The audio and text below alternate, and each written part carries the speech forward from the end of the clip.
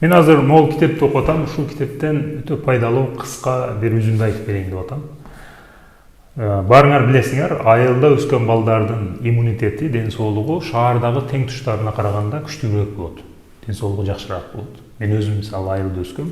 Бул кандай болот? Мен эртең менен чыгып кетет элем эшикке, барып досторум менен чаңга бөлөнүп ойнойт элем. Кир, ылай сууга түшүп жуунат элем.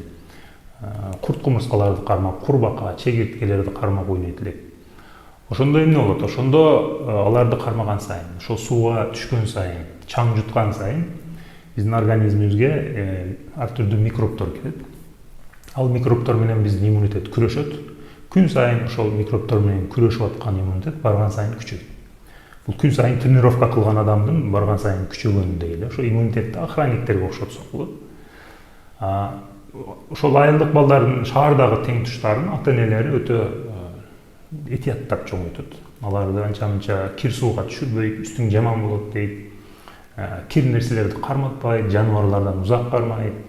Анан алардын организмине эч кандай микроб өтө аз кирет, же кирбегендиги үчүн алардын иммунитети, охранниги телефон чукуп, кечке убак өткөзгөн жалкоо бир охранник окшош болот.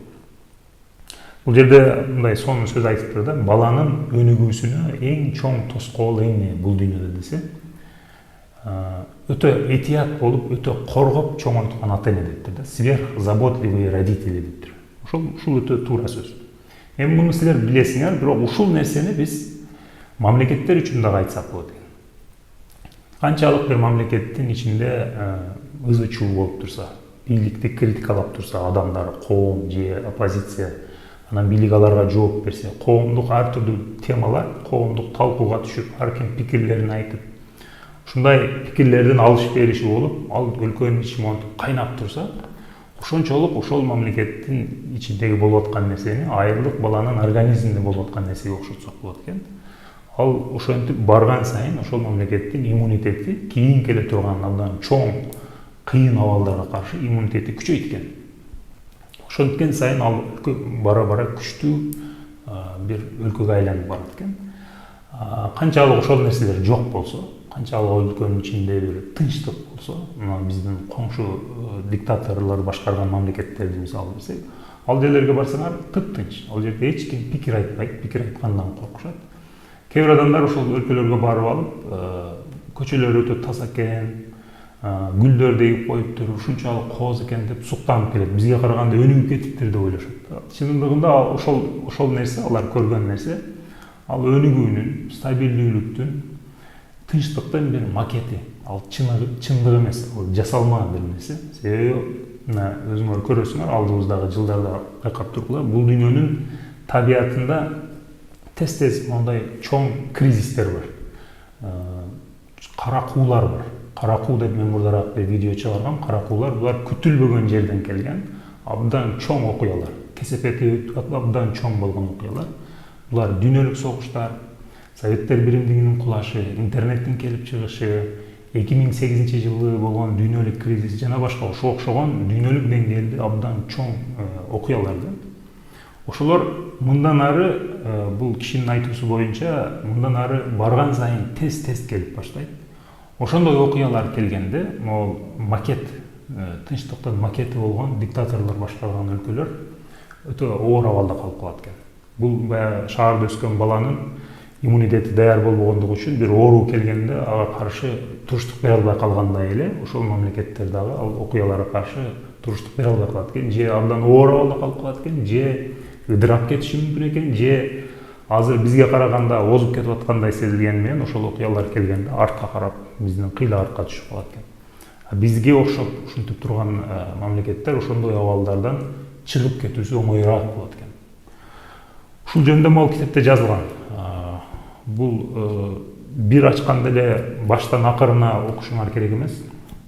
Туш келди эле бир жерди ачып, бир 2-3 бет окуп койсоңор, силерди ойлонто турган, силерге руханий азык боло турган, силердин кругозоруңарды кеңейте турган сонун ой, пикирлер жазылган. Эгер китеп окуган адам болсоңор, китеп окуш керек эле, жакшы бир китеп окуш керек эле болсоңор, чындап өтө жакшы китеп. Бул китепти алып 1 жыл бою окусаңар болот. Сөзсүз бир отуруп эле таң атып чыгыш керек эмес.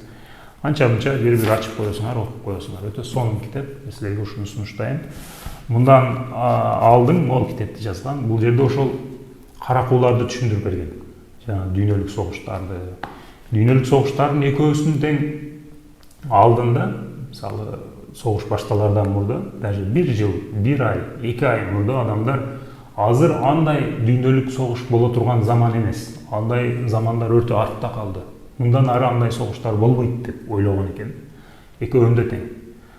Советтер Биримдигинин кулашын дагы эч ким элестете алган эмес экен, андай эч кимдин оюна келген эмес экен. Интернет дагы ошондой случайный болуп чыга келди.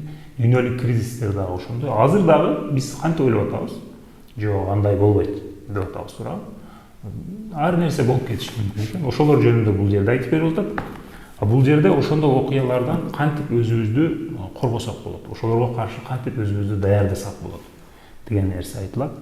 Все, что не убивает нас, делает нас сильнее деген пикир тегерегинде эме кылынат.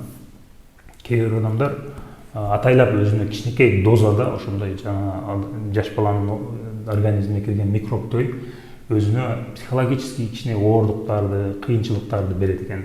Мисалы биз тренировка кылганда дагы, залга барып тренировка кылганда дагы ушу өзүбүздү кичинекей дозада кыйнаган сайын, ошол силер оорду көтөрүп атканыңарда мышцаңар кыйналып атат. Анан ал чоңоюп атат барган сайын. Ошол нерсе бардык эле жашоодо ошондой экен. Ушул көз караш менен карай турган болсок, жашооңардагы анча-мынча оор күндөр, ысык сууктар булар жакшы экен. Мындай болбосо, эгер эч бир кыйынчылыкты көрбөсөңөр, анда силер акылсыз болуп чоңоюп калат экенсиңер. Ошондой кыйынчылыктарга каршы туруштук бере албай турган адам болуп чоңоюп калат экенсиңер.